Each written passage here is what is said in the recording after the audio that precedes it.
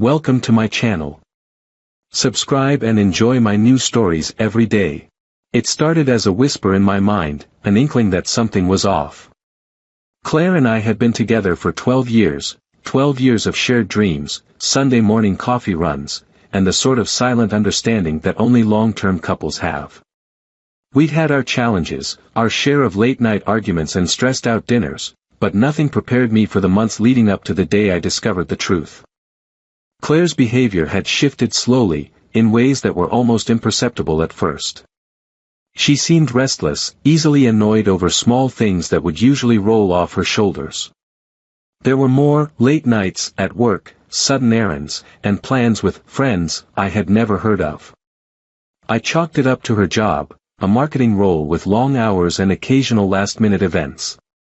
We'd been through tough work schedules before. But this was different. Every time I asked about her day, her responses grew shorter, and she was quick to change the topic, turning questions back on me as if deflecting would shield her from the scrutiny. The turning point came one Sunday afternoon.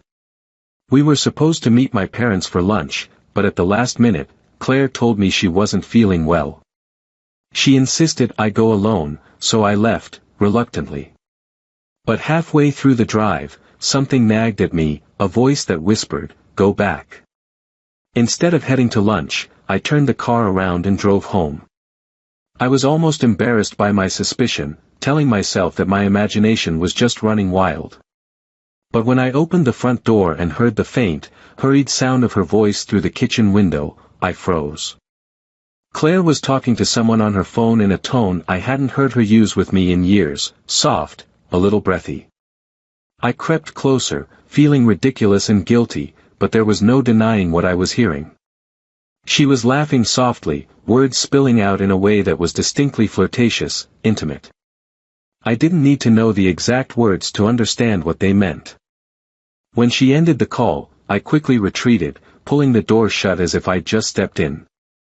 She barely glanced at me when I came in, just offered a weak smile and mumbled something about feeling better. I wanted to confront her then and there, to demand an explanation, but a strange calm settled over me. I realized that whatever was happening was bigger than just a single suspicious call, bigger than the slight irritation in her voice when I asked about her day. That was when I knew I couldn't let her know I was onto her. Not yet. The next few days were excruciating. I kept replaying that moment, my mind spinning with possibilities, with memories that now felt tainted. But the more I thought about it, the more determined I became to confirm the truth before confronting her. This was about more than catching her in a lie. I needed to understand how far it had gone, what else she had hidden from me. It was a week later, while she was taking a shower, that I finally got my chance. Her phone was lying on the nightstand, unguarded. I picked it up, hands shaking, knowing this might be my only opportunity.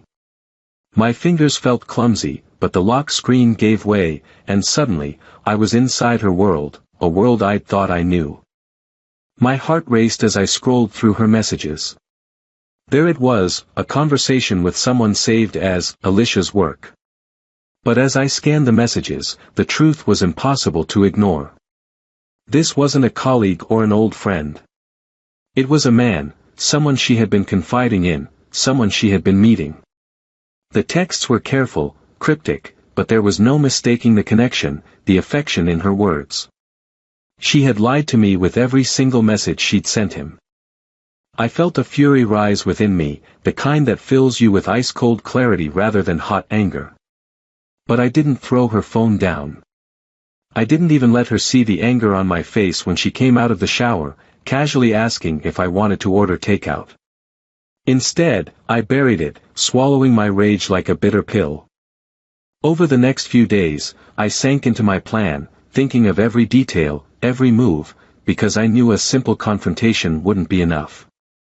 She had played me like a fool, kept me in the dark while she snuck around behind my back. And I would make her regret every last moment of it. My first step was gathering more information about the man she'd been seeing.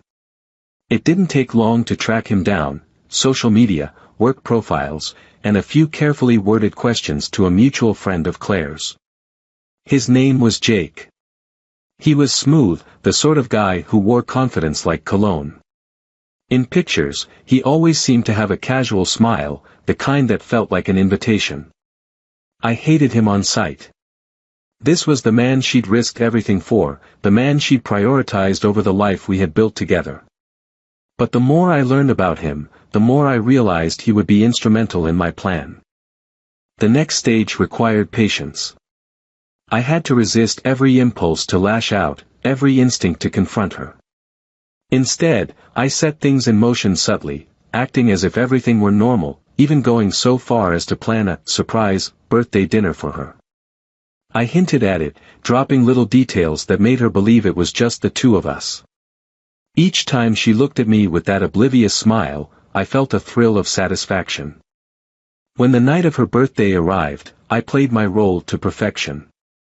I led her to the restaurant, arm around her shoulders, our friends and family all waiting inside with nervous smiles. She was surprised, delighted, her face lighting up in a way that felt almost genuine. But I kept my gaze steady, watching every reaction, waiting for the moment when it would all come crashing down. The final blow was her affair partner, Jake, strolling through the door, just as planned. The surprise flickered in her eyes, the dawning horror as she connected the dots, realizing the impossible trap she had walked into. I watched her squirm, saw the panicked glances she threw in his direction, the way she tried to mask her shock with a thin, unsteady smile. Her friends and family, all watching, were silent, their confusion slowly giving way to an understanding that something was terribly wrong. I waited until the room was filled with a thick silence, the weight of her lies pressing down on every person gathered around us. And then I stood, raising my glass with a hollow smile, ready to deliver the toast that would reveal her betrayal in one brutal sentence. I raised my glass, forcing a smile, feeling the tension radiate from Claire. Her eyes darted from mine to Jake's and back again, and her hand trembled slightly as she lifted her wine glass. Every instinct told me to tear her down, to expose her secrets in a way that would make her feel the humiliation and betrayal she had inflicted on me. But I kept my expression controlled, steady. To my beautiful wife, Claire, I said, my voice calm, almost cheerful. Thank you for teaching me the meaning of trust and love. And showing me exactly how much trust can be broken by someone you thought you knew. I let the silence settle as the words sank in. Her cheeks flushed crimson, and I could see the slight tremor in her hands as she clenched her glass. There were confused murmurs around the table. Friends and family exchanged uncertain glances, their smiles faltering. Claire opened her mouth to speak, to somehow explain herself, but she was at a loss, caught between her shame and the sudden exposure. Jake, standing a few feet away, had frozen in place, clearly realizing he'd just walked into a trap. The confusion of our guests turned into a wave of realization, whispers circulating as people pieced together the truth. Her sister, Ellen, stared at her, eyes wide with shock and disbelief. My mother, seated across from us, wore a look of stunned hurt, as if she had been blindsided by the betrayal just as much as I had. It was hard to know which one of us she was more furious with, her, for the infidelity, or me, for turning the occasion into an exposé. Claire finally managed to stammer, "Wait, please, this isn't what it looks like." Her voice was pleading, her eyes watery with desperation as she glanced around the table, seeking a sympathetic face, someone who would take her side. "Isn't it, though?" I replied, keeping my tone level, knowing that if I raised my voice or lost control, she'd try to use it against me later. "Claire, why don't you explain to everyone here what it is, then?" The room was silent, the kind of silence that feels deafening. Claire's gaze shifted helplessly, finally settling on Jake. I could see her willing him to save her, to somehow explain away their relationship in a way that would salvage her image, her pride. But Jake stood rooted in place, unable to meet her eyes, his face drained of color. This wasn't his moment of glory, it was his downfall as much as hers. Jake took a step back, and then another, his hand rubbing the back of his neck in a futile attempt to avoid the inevitable. I think maybe I should go," he mumbled, his voice barely audible. The cowardice in his retreat was almost satisfying. He'd had no problem being bold and secret, but faced with the reality, he was quick to crumble. Claire watched him, her face crumpling as he slipped out the door, abandoning her to the mess they had both created. The betrayal from her affair partner hit her hard. I could see it in the way her shoulders slumped, the desperate look that flashed across her face as he disappeared into the night. She turned back to me, a single tear slipping down her cheek. "Please, can we talk? Alone?" I raised an eyebrow, unfeeling and unmoved. "Talk? Now? Isn't it a little late for that, Claire?" I gestured to the people around us. "Why don't you tell everyone here the story you've been hiding, the one you thought you could keep in the dark?" Claire's shoulders dropped as she slowly sank back into her seat, visibly deflated. She seemed lost, small, her usually composed facade shattered under the weight of her own lies. She looked around the table, avoiding each pair of eyes that met hers, her breathing shallow. Her sister, Ellen, finally spoke up. "Claire, is it true?" Her voice was tight, holding back anger. Have you been cheating on him?" The shame in Claire's face was answer enough, but she still tried to defend herself, her voice barely a whisper. "It wasn't supposed to be like this," she said, her words weak and empty. I felt alone. I thought. You thought it was okay to lie? To throw away everything we built?" My voice cut through her excuses like a knife. "How many nights did you sit across from me, lying to my face, sneaking around while I thought we were in this together?" Claire's lip trembled, and she wiped at her eyes, her makeup beginning to smear as the tears fell faster. "I'm so sorry, I didn't mean for any of this to happen." "You didn't mean for it to happen?"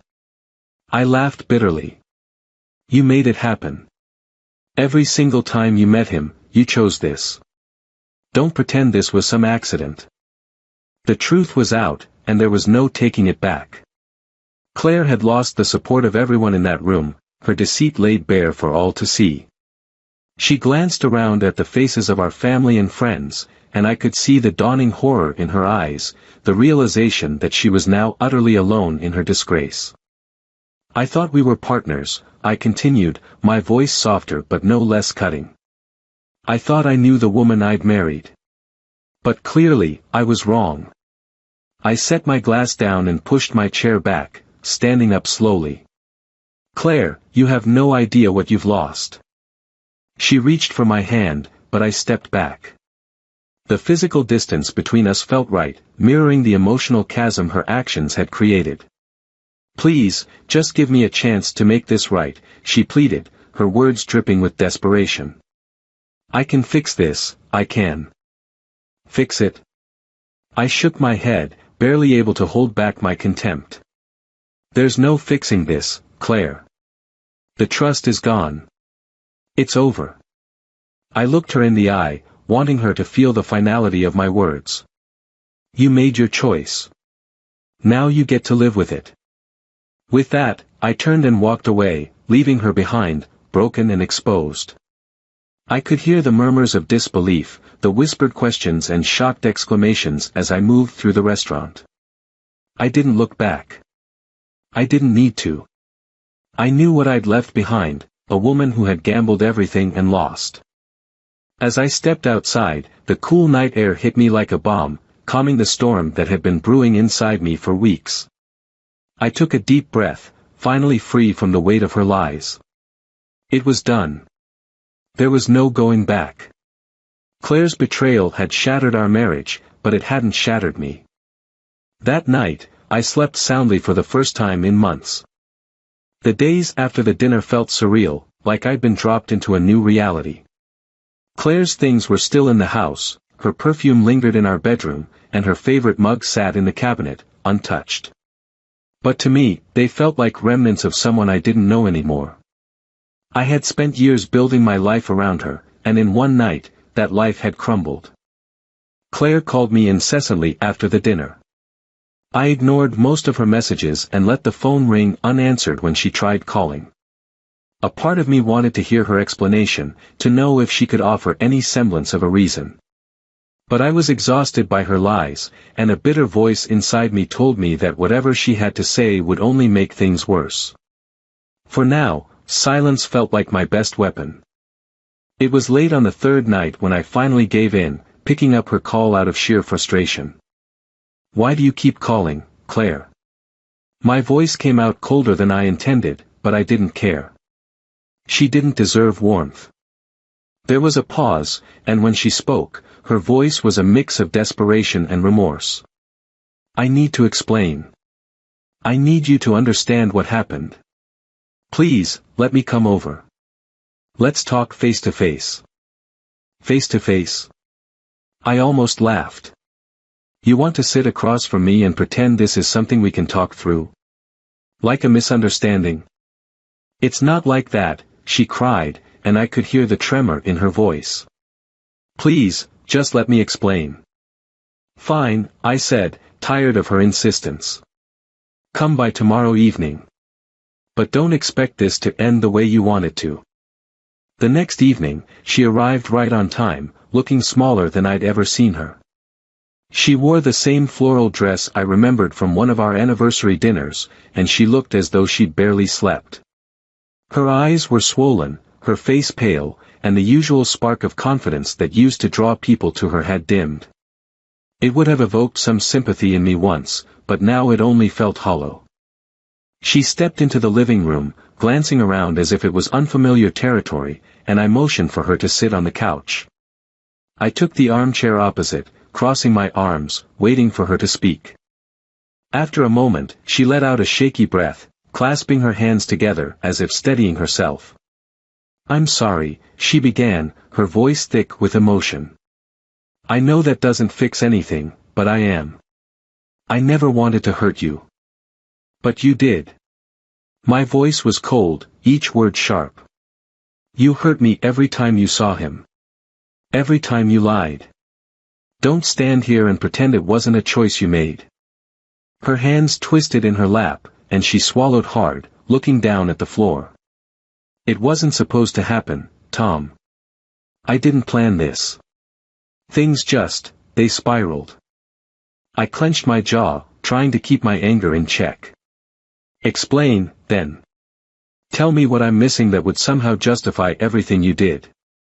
She closed her eyes briefly, a tear slipping down her cheek. "It's not that simple. I was lonely. You've been so busy, always working, and I felt invisible. It felt like we were just going through the motions, and I needed to feel something again." My anger flared, and I gripped the armrest of the chair. "So you found someone else? That was your solution?" "It wasn't like that at first," she whispered, her voice barely audible. "I was just looking for something to fill the emptiness. I didn't think it would go this far, that it would mean so much." "Mean so much?" I repeated bitterly. "It meant more than what we had. The life we built together." "No," she said quickly, shaking her head. "It's not like that. I love you, Tom. I swear, I love you. I was confused." "You were confused, so you lied to me for months. How many times did you tell yourself it was fine, that I wouldn't find out?" I watched her squirm under my gaze, and for the first time, she seemed to fully comprehend the depth of the betrayal. "This isn't something you can just excuse away, Claire." She covered her face with her hands, her shoulders shaking as she began to cry. I know I messed up. I don't deserve forgiveness, but please, please don't end us like this. Let me try to make it right."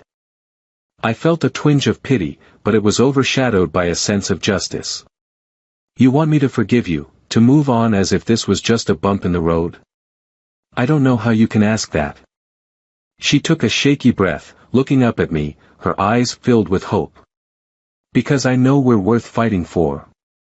We've been through so much, Tom. Please, let's try to fix this. Let me prove to you that I'm still the woman you fell in love with." I shook my head, feeling the weight of her plea settle over me like a heavy fog. You aren't the woman I fell in love with, Claire. That woman wouldn't have done this. She wouldn't have destroyed us for a fling. She reached out a hand, desperation flashing across her face. Don't say that.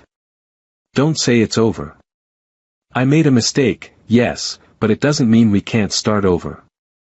I took a deep breath, finally letting the anger and hurt drain away, leaving only a cold sense of clarity. You're right, Claire. We can start over. But not together. She recoiled as if I'd struck her, her face crumpling as the reality of my words hit her. Tom, please, don't do this. I didn't do this, Claire. You did. I stood up, looking down at her, a sense of finality settling over me. I can't stay with someone who betrayed me, who chose someone else over everything we had. I don't hate you, but I can't forgive you. Her face contorted with grief, and she clutched at her dress, her breathing coming in short, gasping sobs. Tom, I can't. I can't lose you. I know I don't deserve it, but please, please let me try. I shook my head, already feeling the resolve solidifying within me. I'm done, Claire. I've given you my love, my trust, and my time. And you threw it away.